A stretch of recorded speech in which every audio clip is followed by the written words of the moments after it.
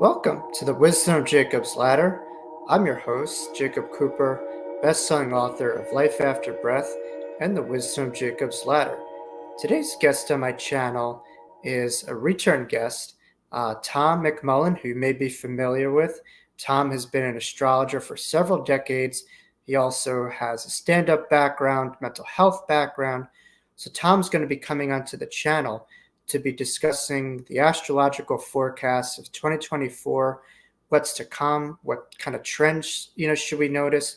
He's also going to really explain it from an astrological perspective and really pinpoint what's happening and some of the big transformations that we have going in the stars as we start and begin this 2024 year. This is going to be a wonderful conversation, and I know Tom is going to not only provide the astrological insights, but also he will provide ways for us from his own toolbox to really navigate what is and really make the most empowered decisions that we can within this time. So without further ado, we welcome Tom McMullen on the Wisdom Jacob's Ladder.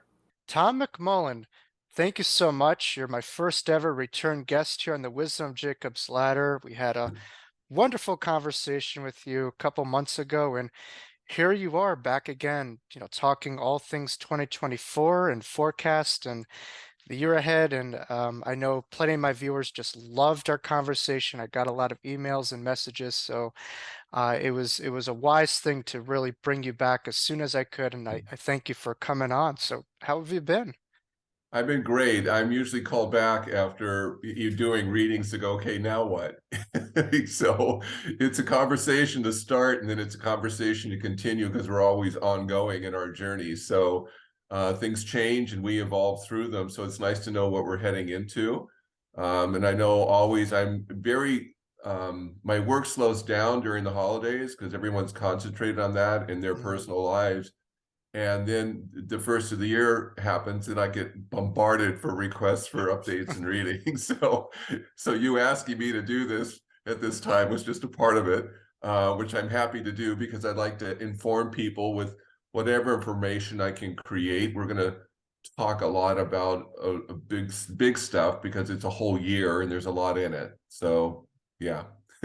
Oh my God. Well, I'm sorry to adding to your plate and some of the stress from that you have with some of your clients, but I'm hopeful that our information will be helpful so that we could breathe a little bit easier, live through, information that we're aware of in the stars so we can apply it in our everyday lives. So I've heard from a lot of mediums that I've talked to and some astrologers that will say this is going to be a very intense, heavy year. And Mm. yeah, I mean, certainly you could look at what's going on, on the global sphere and some things to come. And you don't have to be a psychic or an astrologer to necessarily know that there's a lot going on. But I feel having, an astrological angle to this could give some practicality to what we're in for. So do you also think that this is going to be a heavier, a lighter year? What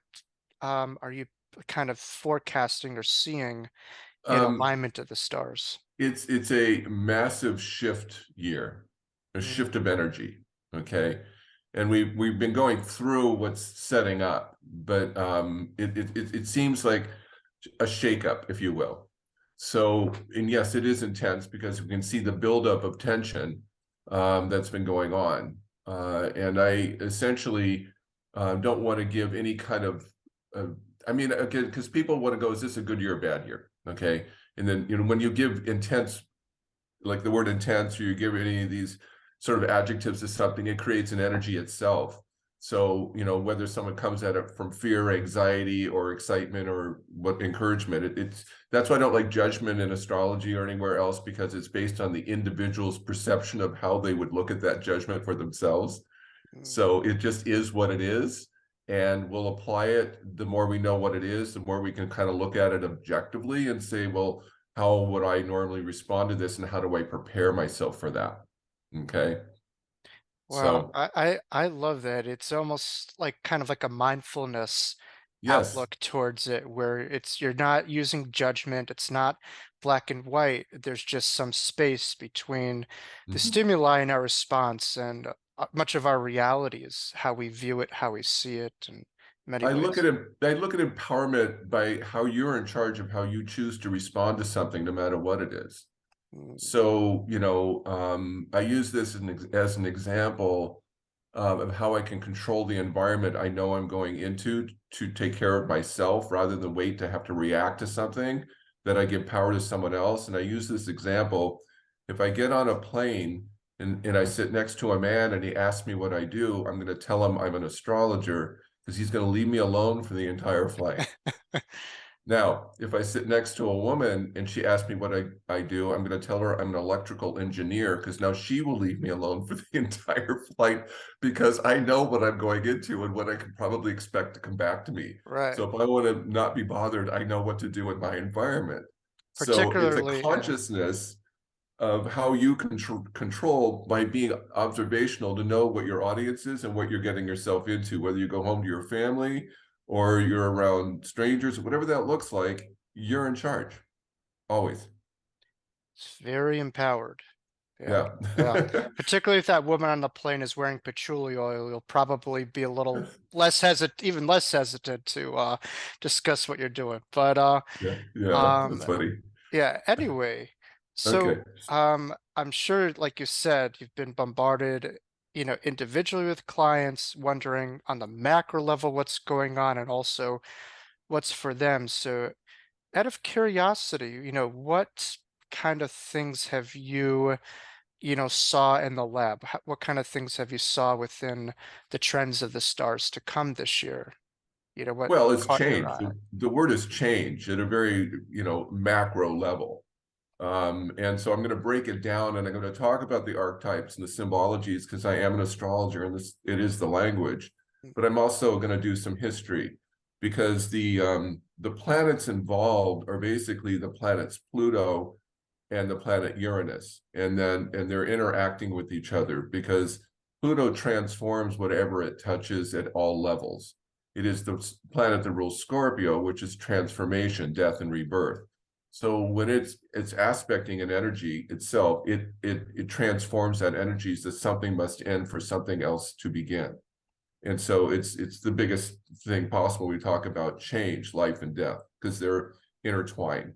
So when we are going through a death, it usually means a new life is happening in some part of our life, and whatever that symbol represents. But Pluto, since 2008, has been in the sign of Capricorn. And Mm, so the sign of Capricorn is rules, governments, restrictions, control, authority, all the things that are going on in that dynamic. And so it's a very difficult sign to be in because Pluto's taking old systems and wants to transform them from what they've been to what they are. well, And so Pluto being in Capricorn in 2008, when it entered, it created the market crash. yes, we all remember that when I was in the Middle East when that happened, and geez, I felt it from over there. Yeah, that was quite profound. So the market crashes during that time, and it's going to be there. It was 2008, and it's closing its door right now in 2023, and we're moving out of it because we had a little remnants. Pluto entered briefly. It entered Aquarius this last year to give us sort of a sneak peek of what's coming. But now Pluto in January 20th on this Saturday, Pluto will enter Aquarius for the next 20 years Wow. because it's in a sign depending on the ecliptic of Pluto because it's not a complete round ecliptic, it's an oblong. It was in Capricorn for 16 years but will be in Aquarius for 20. And so we go from the archetypes of what Capricorn represents to what Aquarius represents. And so when we have the restrictions and the rules change of our systems through the last 16 years, we get a financial crash. And it came out of a Sagittarius, which was just everybody had money and everybody thought they could have loans and they weren't real, they were illusion and all that. And then the whole thing came down to reality because Capricorn's reality. So these are the limits we can only go by. And then we looked at our political system, and during that time, we have for the first time elected an African American president when that was That's right. huge, a huge shift in Yes. our government and politics. And then when that ended, we had the choice of a billionaire businessman and a female. That again is a Correct. massive shift and challenge to a system that has always been ruled by white patriarchal dynamics and in those in government. So, Donald Trump is not a politician. He is a moneyed person out for capitalism and whatever, own self-gain and whatever that looks like. And then we had a politician that was a female that no one was ready for. It's a patriarch. The patriarch itself is Capricorn. It is the patriarch. So it doesn't want to let go. And so we know that there is a system that's holding on for dear life that won't let go. Okay. So this is kind of like the evolution of where we are. And then Trump did a lot of challenges and changes to our justice system, you see, because he challenged the justice system. So we get the birth of an autocratic, if you will. So this is a big history lesson for us, because when we go to patriarch in history, we have to go way, way back to when we were in the age of Pisces, because the age of Pisces was just littered with a few that control the masses through religious rule. Yeah. And so that went on for because it's usually thousands of years, an age. In the beginning of, or sort of the middle and toward the end of the 18th century, in the 1700s, Uranus was discovered, and Uranus is the planet of changing the rules. This is the beginning of the Aquarian age. Uranus rules Aquarius. And so in that dynamic, we created a new rule of law and a constitution, freedom to choose individuality for the first time. It was also in that same period of time, the French Revolution. So revolution is what Aquarius means. Sudden revolutionary change from a system that is now dead and tired and now into a new one that's giving birth and being recreated. So here we are at the remnants of the Capricorn age of, our system being threatened, our new system being threatened by an old system, and whether we want to go back to something like that. So you see around the world, not in our country only, but autocrat, leaders wanted to take over democracies, and democracies having to fight for them, or whatever that looks like. So we have this pull around the world about what we want our governments to look like and what the people want from it. And so that's been going on, and obviously the last couple of years has been huge. And so when we look at the only last bastion of our democracy, it is the government system, of the judicial system itself, that creates the equality and fairness of what we have. Because we elect our leaders, they don't elect themselves. And they don't stay in office very long, because we like to change them, because we have different needs during different times of our ideologies. But then one of our parties shifted over to an authoritarian autocratic ruler. And it changed the entire party of the Republican Party. It's no longer what it was. In a very short period of time, the party of the military, the fighting for other countries and protecting them, and everything else that the police and the everything is about. They were very much that part in protecting our country and our economy and what have you. And that's just completely changed now. So that has become a threat. So that's why this year's next election is so important in terms of what do we want to be? Do we want to be the Aquarian constitution, or are we going to throw it out and start over and go back to sort of an autocratic rule? And that's a huge question with not an answer at this point. So, because we have a completely divided country of what we call extreme conservatives to extreme progressives that took it to those two extremes. And unfortunately, our media only concentrates on those two extremes. And so, the information we're getting is challenging, to say the least. Aquarius, the Pluto in the end of Capricorn created a very interesting challenge to us within its systems by in 2020 by the happening of COVID. So as I said, Capricorn creates restrictions and limitations. We were locked out of society. We were stuck at home. That was something that did a huge psychology struggle for us about how we're going to manage ourselves, not being able to participate with people and in our cultures and anything we were doing. So that was a big shift and change. And then sort of the governmental restrictions about mandating things. Okay, now it's like you have no choice. We have to, because they're trying to keep people healthy essentially, but it's unknown. People are afraid, and everybody it was all fear, and so that's going on. And then we get Uranus in Aquarius is about innovation and progress. Well, it's been building over the years very quickly because it's moving into this energy. And what it's created is tremendous amounts of technology, right? So, when I was putting my notes together, I look at the things that technology has done to us that's changed ourselves within our system because it's dehumanizing us. And Aquarius means humanity. But the interesting thing about the energy, Aquarius loves humanity, but they want to be left alone to be individuals. Because Capricorn makes the rules, Aquarius breaks the rules. They're the rebels.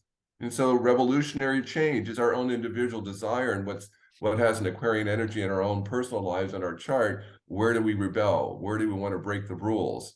And so Aquarius is moving in. We're moving into that in an extreme, and it's happening, and it feels like change is happening faster and faster and faster, and it does feel that way, doesn't it?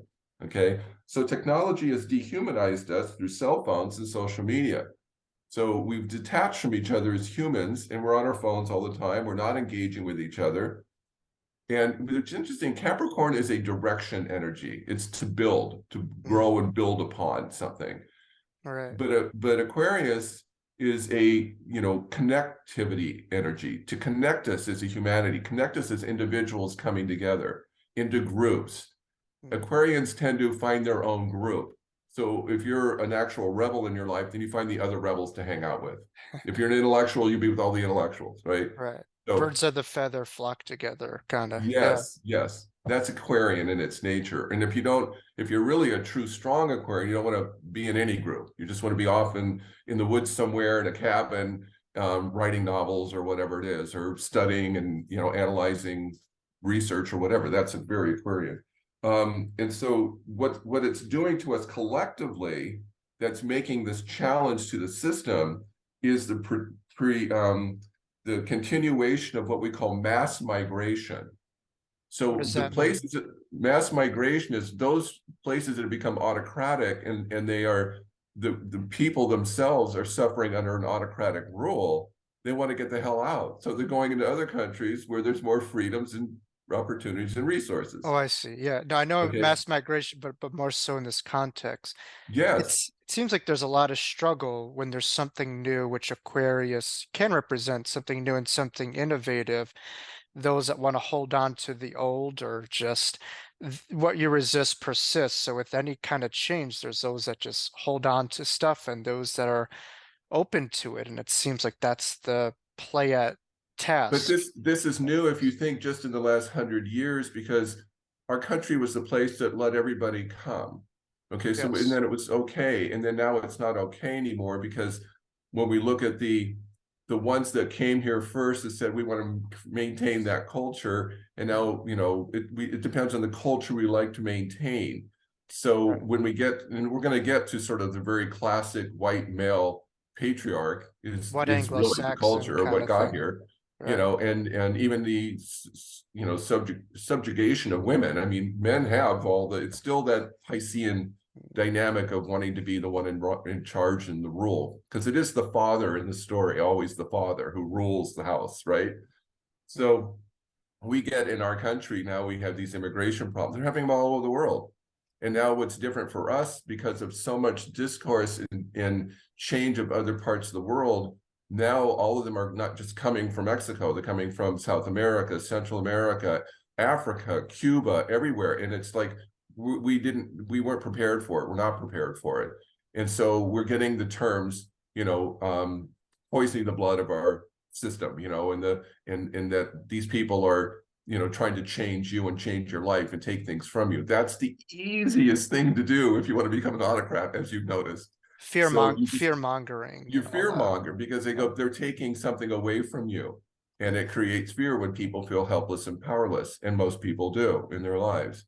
So they're easily manipulated by that. Politics has worked that way for a very long time, or we wouldn't have the McCarthy era and the era in the 30s when we had a Nazi, sort of uprising at the time then in our country. So it's just repeats of history essentially. And so this is kind of the conflict we're going through about how we manage these things. But Pluto going into an Aquarius, it's a good news, bad news thing, because progress actually heals a lot of things. So we get innovation that makes our life easier and healthier. And it was interesting that one of the things that came out of the pandemic, and it was global, is that that was threatening our entire species. And overnight, we invented a vaccine that kept us from all dying. And it's so interesting how fast that happened, because all focus was on it to save humanity. We got to find something fast. Aquarius rules medicine, science, and technology. So everything happened in those areas. The speed of light. Yeah. And that's what's going to happen more. So now we see climate change and the evolution of all the different modalities of finding alternative energy patterns. That's going to be the future. I say this to everybody who likes to invest their money: get out of everything earth, everything financial, oil, and all the things that are, food's always a good investment. Get into energy, science, technology, and medicine, because it's already proven itself. The biggest, money makers in stocks right now are technology and in medicines. And all the pharmaceutical companies. And, then distribution, ease of distribution, less complication. But the problem with technology too is it can isolate us and we become a slave. And then the social media environment has been a problem, because we have all this information we never had before, coming from all places that some is real and some isn't. Some's true and some is made up, because it's to manipulate people in whatever fear or control for money. Essentially, it's all about money. So these are the things that we are struggling with, and we will continue as we go into this new year. There's no question about it. And But somehow people over the last couple of years have skipped medical school and expedited their medical degrees and have become doctors and experts on immunizations and in medicine. It's amazing. I mean, I had a family member that went to medical school, and I could tell you it is grueling what you have to do, and just the fact that people who have no participation, understanding of medicine, just on their very limited level, have become the experts of the field. So it's just interesting how pompous and arrogant a lot of people have become over the years. Yeah. Well, also, if you see the cultural shift and change too, you see the rise in our country of the evangelical Christian situation, because they're easily driven by fear, because they're a cult mentality to begin with, because of religion always has been. So they give themselves the power of a leader, and now they're giving Donald Trump a godlike figure, and then that he can talk to that because he has the ability to do that, because they're looking for one. It's a comfort for them. They're used to that. They gravitate to that. Yeah. These are the, whether they're a Jimmy Jones consciousness or whether they're a Pat Robertson, it's all the same thing, because they're all con artists at the end of the day, out for themselves and what they can get from it. Right. So, but people want to hear what they want to hear. And so that's how it's playing out, essentially. I want to go back and I want to talk about how the messages that are coming to us are trauma and catastrophic in nature.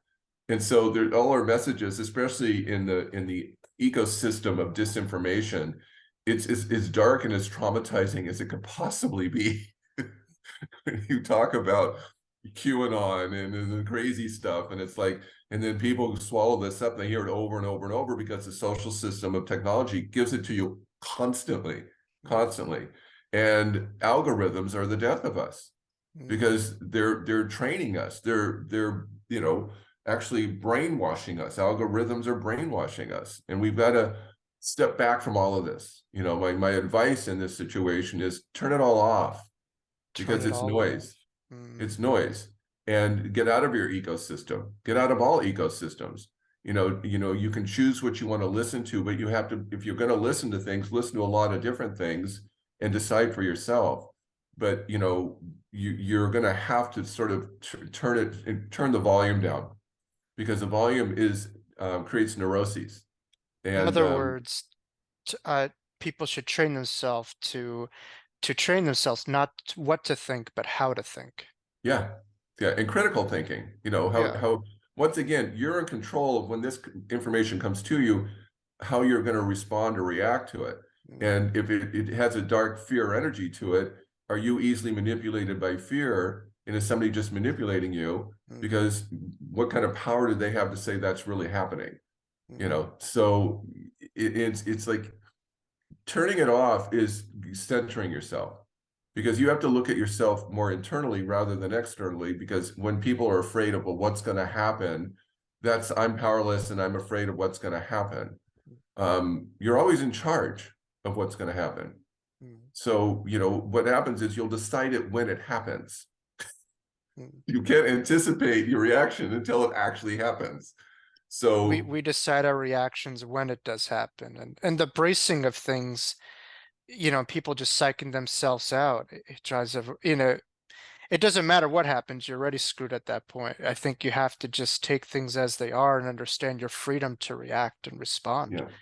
Uh, Well, I want to sort of state the fact that when we're looking at someone like me giving information, I'm not trying to create fear. I'm trying to create its energy that we're experiencing, going through, that you're in charge of that reaction of what it is we're going through, how you want sure. to look at it and choose to respond to it, not react from it, but respond to it.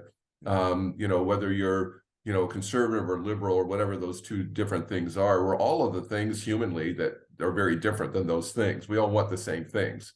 We want to love and be loved. We want to eat and not die, and we want to live our lives fully with whatever that looks like. So when we are choosing those things, then why are we letting these things affect us? So that's why when it comes down to politics and they say, well, kitchen table issues are really the issues, which always goes back to the economy, because the economy, the resources are a survival tool. Our survival tool isn't really money. It's what it gives us in order to get what we want. So for somebody who wants a giant house, then their resources become a focus. If somebody wants a small cabin, their needs are not much more simple. What are your needs? What are your values? mm, Are you letting society say you're supposed to have this, you should have that, and then you're really not happy in it because you're working harder than you want to, or not doing something you want? It's not you at all. So those things are like coming to the back. What would you do with your resources? I always thought I was supposed to have money. My dad said you need to make $1 million by the time you're 30. So mm, that was a consciousness coming into this life for me, because it came from my past and my father's message. And I kept finding out in my life, I don't want all these things. And I know I don't now, because, I like to travel. I just like to experience and explore life. I want to learn things. I don't want responsibility. I just don't want it. The more And you and have, the more responsibility you have. So I discovered yeah. that in my journey, and that was part of my lesson. And freedom to me is not giving power to other people telling you how to live your life, Mhm. period. And I'm the freest person I know, because I don't do any of that. So Right. I am what I am, as they do in the cartoons. So I did want to say something about Pluto in terms of its power, because of its symbology. Is that Pluto was discovered in 1930, Mhm. which is very interesting. And Uranus was discovered in 1781. So I told you in the late 1700s, Wow. we had the revolutions in France and we had the creation of our Constitution. So Uranus created this energy of Aquarian. Mm. But the Pluto energy itself that rules Scorpio, um, it's discovered in 1930. You know what else was discovered in 1930? The atom bomb. Wow. Wow. The first time man could destroy himself entirely on Mm. his own. Isn't that fascinating? Well, I think that's like the dark side that people have over that Pluto energy, and you see Yes. with That's the thing. It's death or rebirth. Yes. personalities like Charles Manson and yeah, I think it's really, it gets a big stigma, Scorpio, but I think it could be the phoenix out of the ashes, or one who Yes. self-destructs, and that scorpion who stings Yeah, it's a others around Scorpio, it. it'll sting itself in order to kill itself. Yeah, Right. yeah. So it is the suicide, the alcoholic, the drug addict, whatever it is, The or dark side. Yeah. yeah, it is. And so that we could create something that could destroy us is fascinating at a time when Pluto's discovered itself. Wow. So when we look at astrology and its symbology, which is all it really is a language of symbols that create energy, we don't look at it in its specifics. It's like this little tiny ice ball out in the solar system, but this is what it represents in its energy and movement. That's what astrology is. It's a language. It's not a science. It's science through a language. And so it just creates energy patterns. What we do with the energy is determined by our choices. And we only have two. One is to construct or destruct. There's no in between.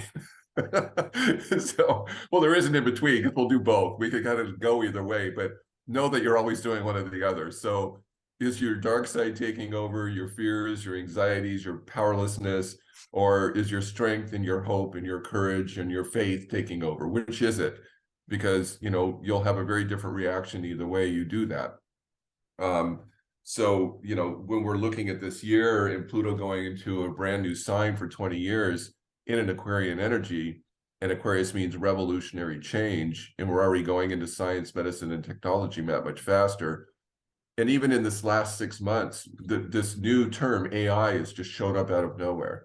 It's And exploding. Yeah. it's exploding. It's just how things are going to go, It's you know. everywhere. And now, And like, college students are using it for their essays, and they're like finding hacks, yeah, and like people are making like fake personnel. It's just like you just but wonder. Yeah. it's either can be something that's destructive or constructive. So once again, does AI destroy us like in the sci-fi movies that it takes over humanity? These are all the big things that we could create out of it. Or is it going to benefit our survival longer? Will we have discoveries where we live to be over 200 years old, you know, where our health will be so much better? Our planet will be, what do we do with this? You see, where is the Right. change developed? I mean, I'm in an electric car now, just so you know. Wow. So, Wow. Wow. Wow. because I believe in Full things. electric, not a hybrid. Oh no, full electric, yeah. Wow. Is that And a I was Tesla, excited. or that's I don't know if there's uh, other. I would never go back. I Wow. mean, just the cleanliness, the ease, the lack of resources needed for the car, you know, with the all the mechanics, the oils, and everything else. It's like none of that's necessary. It's efficient. Um, I remember when when the electric cars first came out, we went to like a gas station in the middle of this rural area in New England, and we were just kind of messing with the gas attendant. We popped the hood and we said, we just don't know where the hood went.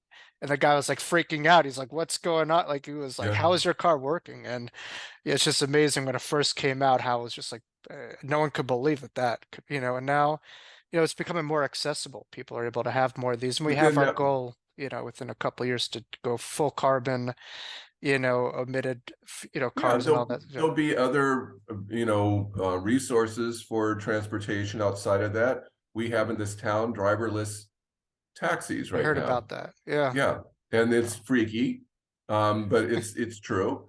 Yeah. And they're running around all over town picking up people like Uber and Lyft and taking you places, and Oh there's my no driver God. in the car. Wow. So it is the Jetsons. We're not flying in them yet, but it is the Jetsons. So I heard that you're still responsible for tickets if you own the car, even if you're not driving those cars, without a driver in it, which is I've interesting. never heard that, but what I will tell you, one of the benefits, there's no tipping. Yeah, yeah, yeah. That's true. I kind of like want to go down the list of the outer planets because the outer planets sort of determine the year for us in terms of where they are and what they're doing. Mm, And so as I started with Pluto and Aquarius, that is where we're going to talk about our humanitarian shift mm, and our whether it's human shifts of peoples or how we manage that migration in all parts of the world, how we respond to humanity, like we're having even with when we get the Russia, Ukraine, and Israel and in the Palestinians. And I'm going to address that because we've got another symbol I need to bring up because I had mentioned to you earlier that there is a there is a signature and symbol in charts called the nodal accesses, and it's the north node and the south node. Okay, they represent the zeitgeist of what we're going through at the time of the signs they're in, and they're usually in a sign for 18 months. So they shift every 18 months, and then they shift the energy during the time they're in that represent what the past looked like and what the future looks like. So so we started in sort of late 23, that they shifted out of Taurus and Scorpio, and that's, you know, when we had a lot of things about our economy during that time because of COVID, how much money was going out to help people, and then how much inflation happened because of it, and all those things were going on because those are the money signs. And it's moved into Aries and Libra. Aries and Libra are the war signs. They're on the opposites of the zodiac. Yeah. Yeah, well, it goes backwards in that dynamic. The nodals always go backwards rather than forwards. So they were in Scorpio and Taurus. Now they're going backwards into Aries and Libra. I see. Yeah. The last time they were in Aries and Libra, or not the last time, but one of the significant times was 1967 to 1969. What was going on at that time? What were the conflicts? I must take history class, but Well, it's you like weren't there because Vietnam, maybe. I don't Vietnam know. Okay. and all the protests on college campuses and That's sure. burning flags and protesting the war and the whole thing. Woodstock. Yeah. Yeah. That was the So summer here of we are. 69. Yeah. So here we are. We've got two wars going on with more in potential because of the areas of what it's always about. Religion. All wars have been religion. It's all about ideology. And so here we are. We always go back to history, always go back to the past. And, you know, Jewish culture, once again, is being threatened. And it's like, can you just leave these people alone? Yeah. It's a tiny little island in this giant, massive Middle East. We should have put them in Kansas, I swear to God. It's amazing how much discrimination Jews have. I mean, the FBI has found a statistic that we comprise of 2.6% of the population with over 60% of hate crimes. Yes. That was before October 7th. Now that's probably almost set, you know, it's insane how much discrimination proportionately, you know, per population. It's incredible. And it's been throughout history. It's nothing new. Same thing, which is why fascism is rising again, as it did in the 30s. Okay, we didn't have fascism at the time of the late 60s, but we had wars and against wars, essentially. And so again, one party was all pro-military, which is the party that isn't now, which is so interesting. You know, when you get to be my age and you see, wait a minute, what happened here? There's something happened. You know, and then now in this case, it's a big zeitgeist right now this year, which will go on for 18 months. And so it's to 23 to 25. And you're only going to see more escalation. And so this is, you know, when you got to like, where is Aries in my chart? You see, like you have an Aries moon and Aries rising. I've got an Aries. I think I am like an Aries at this point. Like, I've turned into a ram, you know? Right. Well, I'm a Libra, but I've become Aries because I'm trying to find the other side, you see. So, you know, you yourself are trying to find yourself not as in conflict as a warrior and being isolated alone. It's like, I'm just going to do my thing and leave me alone because that's what you do. And so, and that's, you know, when I asked you before this recording, what was November, December like, and then the last part of the year, and it's like, I'm kind of isolating myself. And that's because the nodal aspect was sitting on your moon in Aries. And so emotionally, you're like, I'm so much comfortable by myself. I've always, you know, been a guy to beat to my own drum. I'm very, you know, introverted, but now it's been like on steroids. During COVID, I was fine. I think I saw you doing a reading on Allison's show talking about Taurus and Aquarius, the signs that had the easiest time during the pandemic, because we could just like, you know, be homebodies, do our thing, whatever. And, you know, it was interesting how it was a storm, but everyone handled it differently depending on their energy, their personality, how they're wired. To some, it was like all hell breaks loose. To me, it's just like another day, whatever. I mean, no difference. Yeah, Allison loved it being an Aquarian. Right. I'm being a Libra, I did not. It You're shuts a down people all person. Yeah. socialization and people Right. Right. interactions and Yeah. whatever. Yeah. Yeah. So, but Aries itself is just kind of a loner on its own, just doing its own thing, Yeah. and so Libra wants to engage with others socially. But in this nature, the thing we're going to have to look at in terms of who we're in conflict with, because the South Node is Libra. So let me explain that to everybody out there in terms of where we're all going to be in part of this energy. Libra is the pleaser. Libra is the one that wants to please others and help other people and be liked because of what they do for others. They're easily influenced. They can't make decisions in the lower energies of themselves because they need to think, I'm not sure of myself. What do you think I should do? What do you think I should do? So they're the opposite of Aries, because I don't give a damn what you think. I'm just doing this thing. Okay. Right. So it's conflict is trying to balance itself mentally. Okay. So it's a mental sign. It's an air sign. It's a mental sign. So it's trying to balance the positive and negatives of all things, and therefore it's confused a lot. So in the understanding of that, making decisions seems to be difficult. So we're pleasers, so we'll we follow others more than lead. So and so we put ourselves in those social situations, try to adapt in that dynamic. And so when I get someone that has the nodes like that in their chart, their South Node, especially women, they're doing everything for everybody and just to belong and be liked or whatever, and they don't have an identity of themselves because it's based in externalizing themselves in that dynamic.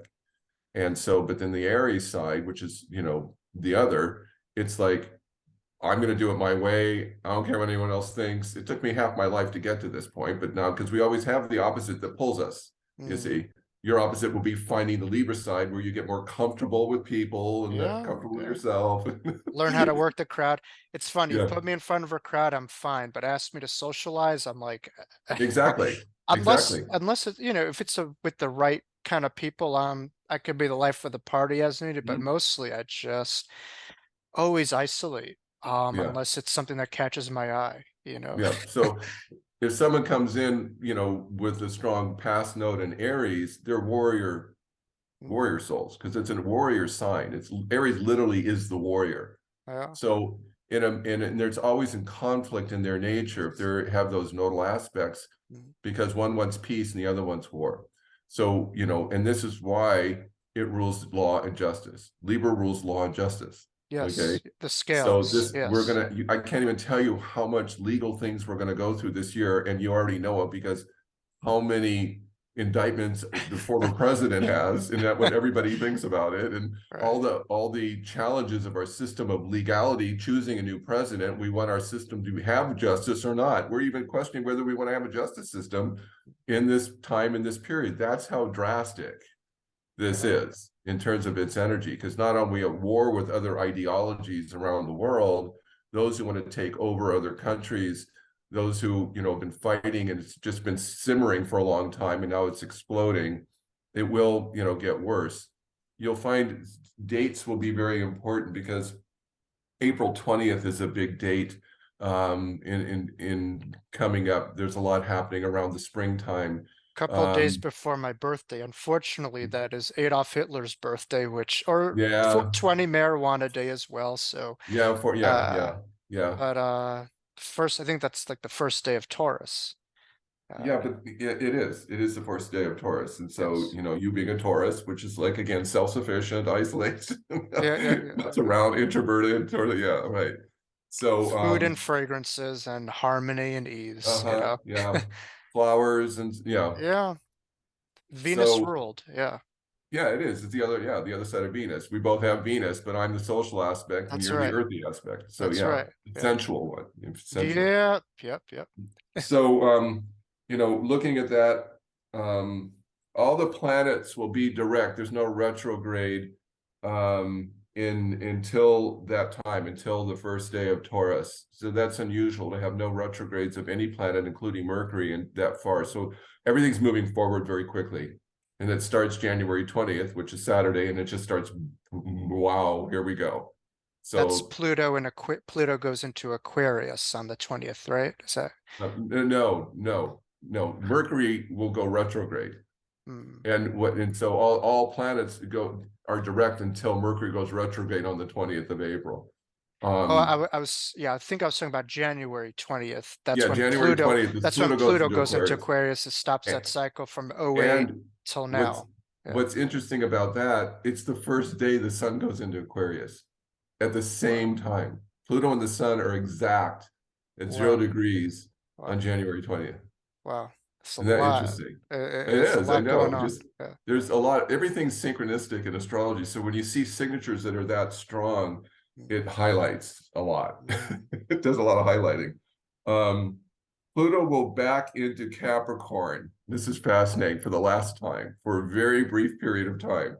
So we have one last hurrah to go through, and you're ready for when it is? November 4th. I don't know. September 2nd to November 19th. Okay. Yeah. We are in the middle of the very end of putting that decision together. Isn't that Yes. fascinating? Yes. Wow. Wow. I mean, I said November 4th, election day, but that's Yeah, the I know, but window. it's right in It's that there. whole Yeah, window. And yeah. yeah, I mean, you know, for us, I never remember elections being so crazy, but now, like, it's not just election day. It's like Mm-mm. 2 or 3 months before it that you really feel like I can't even go on the road and drive without a caravan blocking me. It's just Right. like the couple months before was like I tried to stay off the road because it was brutal to even drive. And Yeah. I'm hoping law enforcement will do more. I understand you have freedom of speech and all this stuff, but it just it causes just so much disruption Well, and distractions and you saw what happened on January 6th, so those who want to control people and have that power, it's only going to be there. We're going to have violence. We're going to have these things happen. It's just inevitable with this energy. So, creating awareness around it for yourself is important. Not getting into conflict with family, staying away. That's a Libra statement because we don't like conflict, but do you want to be in it? Because in a warrior's world, their two biggest things they're concerned about. One is winning, so they don't die, and the other is vulnerability, because then they will. So, anyone with strong Aries, and you do, having a moon in Aries, emotionally, you don't want to feel vulnerable. That's why it's easy to protect yourself, because, right, yeah. right. Yeah. So, because you're highly sensitive, you have a very sensitive energy field. And so, it's easy to feel threatened, if you will, in certain ways for you, not even realizing you are. So there's a self-protection for there. There's a Absolutely. difference. I'm going to talk about a male warrior and a female warrior, since they're different in how they approach their war. A male warrior, and they're usually some of the most damaged souls out there, and I get in readings. My dad was a male warrior, extraordinarily damaged because of the karma of their journey, because they literally have been in wars and died and been in horrific situations where they see horrific things. A lot of Okay. battle wounds. Yes, a lot of, and psychological, because my dad was bipolar, and he was the manic side, and Wow. extremely bipolar, and he was very much war. He went into the service in the Army at 19 in the medical field, and he saw horrible things, and it triggered his bipolar, and it brought him back to these dark memories that Probably made him go into the had world. bipolar 1 with PTSD. Yes, Sure. Yeah. yes. So, but it's, these are things that are looming in a lot of people in terms of their stories and their natures. So a man goes into the military to be given extreme discipline and order and control. Okay, so he is now going to be molded into this thing. We're going to show you how to survive, because then we're going to throw you out there all by yourself. So, because you're going to be put on a battlefield having to survive for your life, and you're alone. Yeah, you got platoons with you and other guys, but they're in the same boat, because you're still all out for yourself, because somebody makes a mistake, you're still going to, go down with the ship, if you will. So this is a male warrior's development. Then he comes out of the war into his personal life, and he's so used to having control, he has to be in control, because his memory is, if I'm not in control, bad things will happen. So they become that personality. So everything is about them, usually narcissistic, Everything's about, but it's not a narcissistic and aren't I fabulous and stuff. I need to be in control. The dark side is, you know, controlling women, controlling their environment, you know, whether by force, you know, or anger or psychology or whatever it is. I have to be in control, because if I don't, I'll die. And they're only in control for their own self-survival, because it is a man's world, is his own self-survival in that situation. A woman, female warrior, is a warrior in terms of what her role represents, and that is her husband, her children, and her family. So they fight for different causes. He fights for his ability to be in charge and take care of what he needs to do in his life, in his work and his family and whatever, and it has to be his rules. That's the dad you don't want to come home to if you've been misbehaving. So, and then there's the wife who says, I'm going to take, everything's about the kids. Everything's about the family and the kids. So I need you to go out there to give me resources to take care of these kids. It's kind of like Aries, the dark side of Aries and Libra in a nutshell, with the male warrior and the female warrior. Yes. The female warrior is all about everyone else, the balance, you know, no concept of self, and the male warrior is very Yes. self-oriented and Self-oriented. Yes. The control aspect goes hand in hand with narcissism. You notice, you know, Yes. narcissists, Yes. if they're kind of getting questioned, you know, I was watching, what's his name? Jeffrey Epstein, he was getting questioned, and the second he was losing control, you could see he was just kind of bugging out, because they need to be in Yes. control, you know. Yes. So That's exactly right. Elevated and control and feel Yeah. like they're in charge of Yeah. thing, because their vulnerability is their greatest fear. Because it goes back to a primitive id of I'll die, you see. So I'll lose my power, I'll lose my control. And so they can't lose control. Yeah. In a woman's world, she doesn't have that nature. Her nature is to be in conflict with her husband, because her needs are different than his, because hers is taking care of others. Yeah. That's They're her in conflict. self-worth. Yeah. Because she's like, I need this from you, and he's like, well, I'm going to do this for me, kind of thing. And so, you know, I have a couple friend, Alice and I are friends with a couple that are two warrior, male and female, and they're the best example of this. Have I ever given you this story? No, not at all. Okay. This is the best example of how they work together in the most perfect way.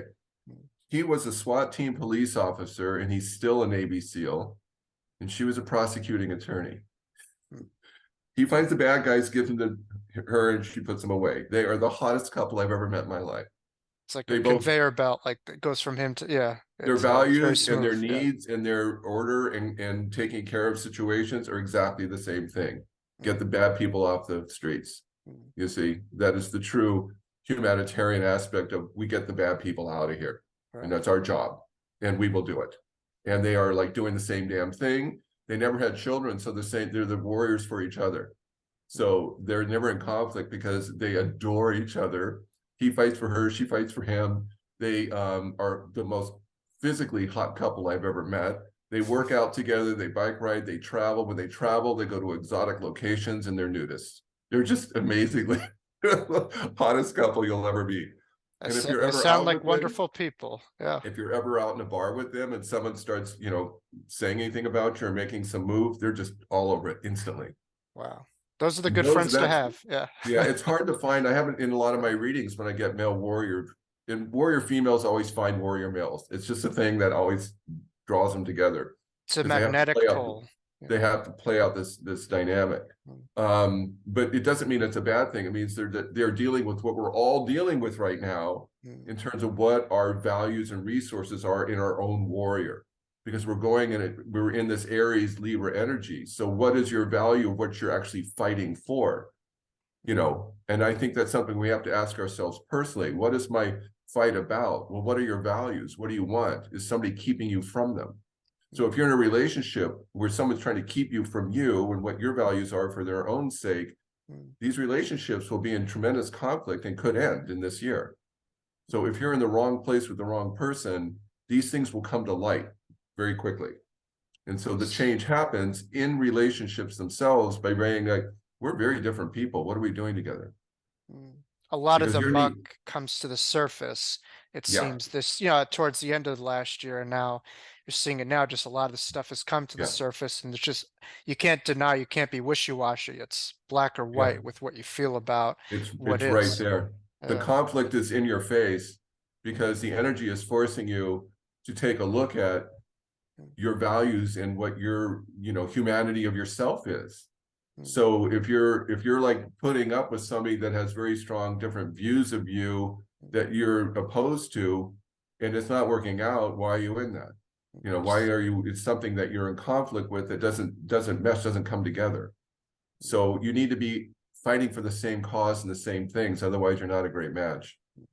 Like that couple, they're all on the same page, They're all on the they're in same, yes, flow, and that's yeah, what you need. You can't have anchors holding you down in this right, life, right. you really need people to just uplift you and So people be need in to the check same into place. really deep questions of what are my needs, wants, and desires, no matter what age you are. So if you're like in a relationship, planning to get married, you both want kids. That needs to be resolved immediately.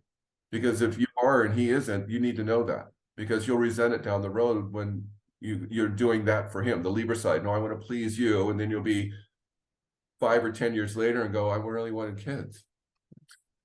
It's very important, to know yourself, but also to look deep within the relationship. And so many times you can just become complacent and not really reflecting, is this the best dynamic for myself? Am I growing from this? Sometimes Right. we'll just settle with what we know instead of being vulnerable and trying something different.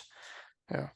So that's a part of something. Now I'm going to talk about April 20th again, because Jupiter, the planet of expansion and opportunity and growth, hits the planet Uranus in Taurus. So they come together, and that it's hard to know what, obviously it has a financial imprint because Taurus rules finances, but it really rules values. So we're going back to values again.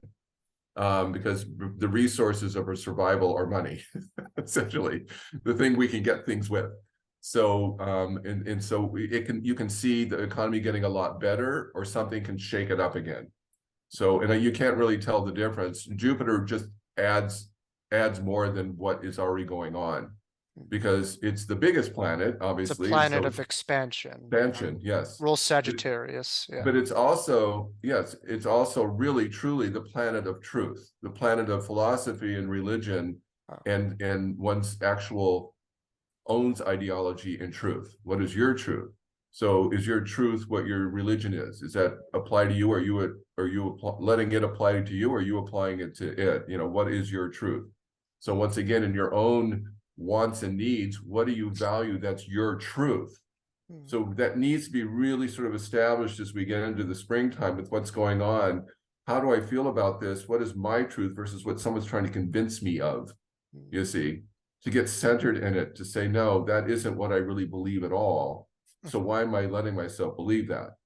So Plato, I think, would be smiling right now, because it's all about his allegory, the cave in the Republic, when the shadows behind you were casting out their images, and that's what people saw. They broke their shackles, got out of that, and were able to really see the light, see the truth. So yeah, this time seems almost to be an allegory of the cave. but you're not wrong, because that is the sort of the philosophical aspect of the symbology itself. Yeah. Because when we get to the essence of what Sagittarius really means is freedom to choose, freedom to be you, freedom to get, to discover, to find out on your own, not be driven to you, like you're going to be married into this marriage and their religion, and now you have to adapt to something that has nothing to do with who you really are. So you're you living your truth, because it's going to be shaken up in the springtime. That signature is going to be there. So we'll get a lot of probably truths out of our legal system about what's real and what isn't, because it's being revealed. Okay. So, and then everything, I think the biggest things going on for Trump are in that period of time. What goes in the dark must come out in the light, as they say. Right. So, and so, spring's going to be a lot going on. I will say that there's another thing I must warn people about, not that that's a bad thing. It's just another thing we have to have a choice around. Neptune and Saturn are both in Pisces, and Neptune's comfortable in Pisces because it rules Pisces. And so Neptune is illusion, delusion, planet of confusion too. confusion. Yeah, it is the thing that isn't real. It is water. It's thing whatever it wants to be or where it flows to that it becomes, you see. And so it is spirituality. It's artistic and spiritual energy is what it is. It's not left brain reason and logic. It is like feeling and visions and all those things. That is what Pisces is, and that's what Neptune rules. So, you know, in the dark side, it rules wanting to not be in a place you're unhappy in because it feels restricted. So this is like why Pisces and Scorpios are the easiest ones to leave the planet, because they find drugs and alcohol because they're not happy in this world. So they seem similar in that I mean, they're both water signs, but they have a yes, they're similar water type signs. Right. profile in a way. All water signs have that essence anyway. Their sensitivity is to energies that aren't seen and logical and reasonable. And so the emotions and the sensitivity, and you've got a lot of this, by the way, even though you've got an Aries and I have Taurus a lot of nature. I have Venus and Mars and Pisces, I Yeah, believe. yeah, exactly. So, Yeah, and yeah. Venus and Pisces, always one who suffers in love. So Oh, yeah, trying to course correct here, I guess, but yeah. yeah, but Yeah. it's a thing because it's yeah. But nonetheless, with Neptune there, it's pulling us into that world, the spiritual world, the artistic world, and but then also it can pull you into the dark. And Saturn has been going into Pisces. It's been there for a while now, and it started in the last year and continues through the year. And I just want to say that's a tough thing, because that means that the structures feel like they're collapsing around you. They're melting. The things that your structures in life aren't there, you know, or they're not, they're dissolving. Like, you know, you don't have everything under control. This creates anxiety and depression and fear. And so that's why it's easy to manipulate people right now, because when they feel their system is being forced to change, which it is, and make choices, which they do, and all these things, their anxiety is increased and they feel more helpless, more powerless. So if you're in that state where you're letting all that information being bombarded upon you get you into that state, turn it off. Turn it off, because you're letting it pull you into a place that it can. If you're, you know, because weak souls are easily pulled into that anyway when they feel they're powerless in their lives. Then find some place in your life where you feel powerful and start with you. And so I really want to say that this has a good news, bad news thing to it, because it can create great depression, great anxiety, great fear. Someone who has Saturn in the 12th house has a lot of fear from past lives and wants to retreat. And so the retreat is like, if I stay away from the bad things out there, I don't have to deal with it. Whether it's went through a lot of loss in a last life, or a lot of conflict, or whatever it was that created this sort of dark part. And but Pluto, for all of us being in, or excuse me, Saturn being in Pisces, on the plus side, you put those two things together, you're going to see a birth of spirituality and artistic dynamics. Wow. And so that is the positive side, because people pull their form and their energy of form, Saturn, into those worlds. So this is the awakening of a spiritual consciousness waiting for us to grab it, because it's there. It's just there. And it's like, you know, it's so easy to go to the fear and the dark, and it's just as easy to have hope and faith and trust that we're being guided in a way that we feel we are in charge of something, that we can, again, as I said earlier, I'm in charge of my response to this. I'm not letting it affect me. It's not like I'm like getting high all the time, so I've altered my state of being, which is a way to do that with this energy. You know, I'm not going to, you know, become a heroin addict, which is what you can do with this energy. You know, I'm going to do something where I'm going to go off into something much more positive and spiritual, and find something in my life that makes me feel like I have a purpose for being here, a spiritual purpose, not just a survival purpose. Most people are surviving. They're not living their life because they're letting the past and everybody else run it for them. To live your life is to find your truth, to find yourself, and your own initiation into it. Know that it's great to be alone, because being alone is when you get to find out who you are, and then go back out in the world and give it to us. So, you know, you want to find the thing that's your gift, not somebody that says that you can or cannot do this. If you have an artistic sensibility, then start doing something with it. So if you want to write a book, sit down and start writing a book. If you want to start painting, get out the easels and the canvases, because this is the time to take that energy, turn all the dark stuff off, and find that spot within you. Meditation should explode. Spiritual retreats should explode. Anything that has that, which is your world of what you want to do in your life. You have this humanitarian purpose in this life, and you have a profile and have created aura and a persona that I want to use me as a voice or a vehicle for this purpose. So I want you to say, this is a good time for you to go around and start speaking and doing these things. Well, it's funny because I took the year off of writing, and I moved to the water where most artists and writers do live, and I did that purposely. It Yeah, enhances your creativity. yeah. But for the first time this year, I said I gotta get on book number 3. For the first time in a while, I said I gotta write my third book, and Yeah. I'm already in contact with good publishers, and I'm starting to get the ball rolling. So So you're spot on that this is really a time of creativity. And yesterday I made a post that said, "Don't be a leaf in water, generate your own current." well, And yeah, yeah. I think a lot of people are just leaves in waters. They're not living, they're existing. And we really have to really generate and connect to this beautiful force within. It's amazing when you do connect to that and live from that place. Yeah. Well, and it takes being in the quiet. You Yeah. can't get it without being in the quiet, because spirit guides you in the quiet. So Yeah. when I study a chart for 2 hours, I'm completely connected to that energy Mm, because I'm moving into somebody else's energy, and I lose myself in it. When that's what water is. It's like you move into something else and become what that is. It's like you're either a bottle of water or a pool of water. Whatever your form is, you put yourself in it. It's like And that Bruce so Lee quote. Yeah, brilliant Sagittarius. Bruce Lee had that be like water coat, be formless, be shapeless, just kind of good, it's what it's Pisces beautiful. Yeah. does. Pisces mutates into whatever. It doesn't want to be here the minute it comes in anyway, because this place is horribly not water. It's just like restricted everywhere. And it's like, as a human, you're like, oh my God, there's too many rules. So I feel like the they're the Tin Man easiest here. ones to Yeah. go. If they're doing something spiritual and artistic, they're very happy in this place. But if they're doing something that isn't, they're very unhappy. And aside from that, not only artistic, but spiritual. And so the humanity of us needs to come out through this period. How do we help people through our service and humanity who actually need it, who actually are being abused, who are the underdogs, the ones that need to be helped, not the ones that demand something for themselves, but somebody who needs it and is vulnerable themselves.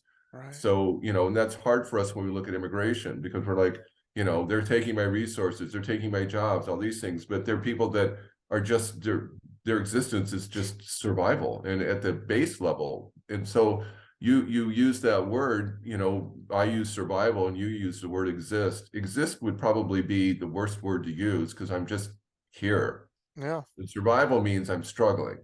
Mm, And whenever I do a chart and I tell somebody in their life, I said, you're still living your past. And when you live in your past, keep creating the same karma, you mm. still struggle. And struggle means living in the past. You must bury it, so tomorrow you can wake up and start living, because living is today and tomorrow. There is no past, I love you it. know. Yeah. But You have to let scarcity, go of it. You have to let go of the angers, the resentments, the hurts, the things that created the karma to begin with in your journey that said, my mother wasn't there for me in my life, and I had to be, and I was, whatever, my dad never spoke to me, whatever it is. It's like, that's karma. That's things that you come in with, and you're still angry about it. You still resent it, and you're waiting for somebody in your life to fix that for you, or you don't know how to fix it. And it's like, it's something you did. You can stop anytime you want. It's same with drugs. It's the same damn thing. When you want to do it, you can do it. If you really believe and have faith in yourself and the power to say, I'm in control of this. It's mm, not in control of me. So that's that. Then the other thing I want to bring up, Jupiter enters Gemini on May 25th. Will be there for a year. So the Sagittarian planets in the sign of its opposite sign. So Jupiter in Gemini is like, talk about communication being bombarded upon you. Oh my God. and Trump, And I this think, is has a moon more and legal stuff, more information, more info just being revealed, just things coming out of nowhere. It's like, oh right. God, we never saw that coming. And it's like a whole year of just nothing, but you're being bombarded by outside influence of communication. So be very specific about what you are attaching yourself to. It's funny you mentioned that because I think Trump has a sun in Gemini and a moon in Sagittarius, if I'm not Okay. mistaken.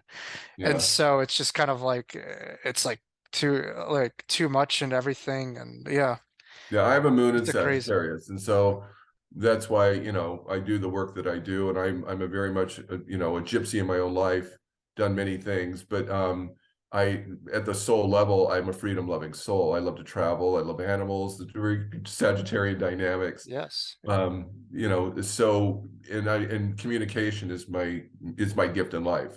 My communication is my gift. So whatever I'm doing, whether I'm doing comedy, stand-up comedy, or if I'm doing the work I do now, this is how it's like breathing for me. It's my gift. You're So an air sign. Yeah. Yeah. yeah, air and fire is most of my energy. I came in with no earth, absolutely no earth. Wow. So there's no foundation in my past. Mm. And that's why I wore many hats, because I couldn't decide, being a Libra, what I'm supposed to be doing. Right. So, but nonetheless, we're going to see a lot of new ideas, because we have an Aquarian energy moving forward, and new ideas and changes. So new ideas will be coming to us in terms of things that we haven't thought of before. And new innovations will come and be communicated upon us, like we just discovered this kind of thing. So innovations and discoveries. yeah. So that's a lot. That should cover everything for now. This is a big year. Now, in closing, Tom, with everything going on, for the viewers, with all the information that you had, you're a man of wisdom, philosophy, you're very insightful. I know you said this is really the year of the shakeup, but to sum it up, like what kind of thing is really coming to your mind for viewers to remember? What's one last piece of advice that you have before we close the year in review and the astrological forecast at hand for this 2024 season? Right. Well, first off, I would say the energy that really feels the shakeup, it's like Capricorn comes in like a bat, and Uranus is the piñata you're going to be hitting with that bat. So the question is, what's falling out? And because the shakeup is like someone hitting a piñata. Is candy coming out of that? Is that what we're excited about? Because that's a choice, or spiders coming out. What's coming out of that thing? Because something's happening. Something's coming out of the piñata. And it is the unknown. Fear lies in the unknown. Fear doesn't lie in the known, even if it's horrible. If you're going home and being beaten to death by somebody, you know that because you keep doing it. But the unknown is scarier, because you think your survival is threatened in a place you don't know the outcome to. Fear is the easiest thing to manipulate, because the unknown is exactly that, fear.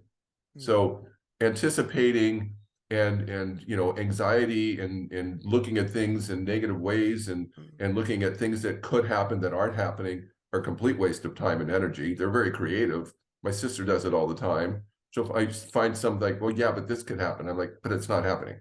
So looking in I the would future say, promotes a lot of anxiety, and much like right. guilt is one of the most useless emotions. We can't do Oh, anything yeah, about completely. past. So you would No. say really our future is more so the moment. The moment. That Stay we're in the in. moment. Yeah. You're going to be like in the center of a tornado or hurricane. You're in the center of this thing, and it's going on around you because it's going to feel like that, because it is. And so it's just like, okay, stay centered and observe. The best thing you can do with Aquarian energy anyway is to be observational. Aquarians are very aloof in their nature because they're observing everything, because they're deciding whether they want to be in it or not. And they're good psychologists and psychiatrists because they're observing humanity and behavior and all these types of things. A guy I did a reading for in Australia about a week ago, he, after the reading, goes, and he's older, he's in his 60s, and he said, I've always been interested in astrology. Would you recommend a book? And I thought at this point in his life, I give him the answer. I said, if you were going to France, you would probably want to learn the language. So that would make a lot of sense, because you'd spend about a year or whatever while you're there learning the language as you go, and you'd want to adapt and be in a place you felt comfortable. Sure. If you want to learn about psychology, sociology, philosophy, and religion, then you want to study astrology, because they're all those things. It's a language of all those things. Yes. So that's why it takes years to understand and comprehend its language. It's not something that you can just go, oh yeah, and then my sun's in Libra and my Mars is in Pluto or in Gemini, whatever.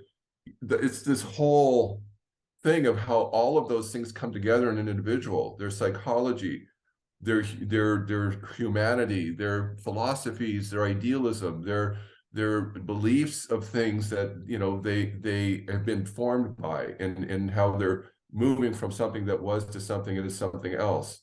And it's really like any right brain language. It's intuitive. You have to be intuitive, because you have a person that where you don't analyze your life, you feel it and envision it. That's where it all lies. Intuition is knowing, not knowing how you know. And so therefore making a decision is hard, but it isn't when you do it from that point of view. Because when you do it from how you feel and what you're seeing that's real, that should tell you what the truth is. So if you don't want to see it, then you're just staying in denial. If you see it, you're going to want to do something about it. That's when you're ready. Be open, be And, curious. and we're all ready when we're ready to be ready. Mm-hmm. So when people come to me for readings, they're usually ready to hear something, because I only tell them the truth. It's not what they want to hear, but what they need to hear with you. Yes. Yeah. But so staying in the center of all of it, observe it, feel it, envision it. What pictures are you getting from it? What are you doing to take care of yourself in it, and not let it take care of you? Don't let it take you with it, kind of thing. As I say, don't allow the world to create your mind. Allow your mind to influence the world that you live in. Yes. So don't live outside in, live inside out. So yes, that's exactly right. I know this all sounds very trite to a lot of people when you say these things, but it's actually real. It's true. It's practical. You have to practice it in order to accomplish it. Right. I mean, it's one thing to understand the information, but if you try to play with it and you actually try to do it, you have that experiential reality, you'll see how much your life will shift and change when you start to apply all these good sayings and phrases and concepts. They do work. You just have to be open and curious. Well, Tom, I appreciate you coming on and giving my viewers, a year at a glance. And again, I'm sure that's information that viewers will take however which way they decide. And we just planted the seed, and it's up to viewers as to what they want to do with that seed, as is the status of the world. So you're welcome back anytime. We thank you for your generous time and your brilliant mind and a true beacon. So thank you for coming back here on the Wisdom Jacob's Ladder. Oh, you're welcome. And so at the very last time, we'll say this is Happy New Year, because we're in mid-January now. We can finally stop saying it. Happy New Year. Yeah. But again, thank you for the opportunity. I love, imparting information, because that's what my skill set is. So I'm happy to always do it when I can.